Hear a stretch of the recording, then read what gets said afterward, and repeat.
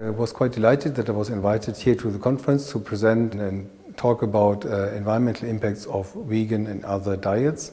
And I just delivered the presentation and I think I showed quite a stable picture overall, considering an annual consumption of a Swiss citizen over 1 year. It's clearly that vegan diets have a much lower impact than other sorts of diets. And the presentation was explaining the approach of life cycle assessment, meaning that you have a final product like soybean or soya or tofu or red meat in 1 kilogram, and you look then how is this in the end produced. When it's here bought by a Swiss citizen, for example, it's in the supermarket, in the slaughtery, in the farm.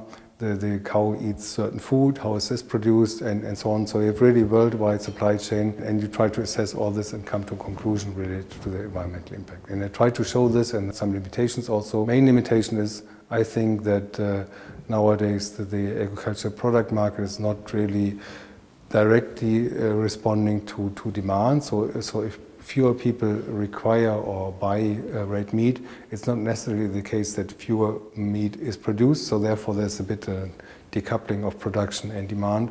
And so if more and more people become vegan, this doesn't necessarily mean that the environmental impact overall of the agricultural sector is reduced, because maybe still the production volume remains the same for meat. But this is of course a bit beyond the methodology, but still is maybe worth to consider. There are many studies. We were also involved in studies, but I presented a study not from us, but done from colleagues in Switzerland, and they had, I think, 7 or so different diets compared. One was called in German Fleischvernichter, which means people who try to delete meat most as possible, so eat as much meat as possible in a very extreme case, but also different people eating meat and fishes and milk, or only fishes and milk, and so on. So 7 different diets, I think maybe also 8, but vegan was one of them.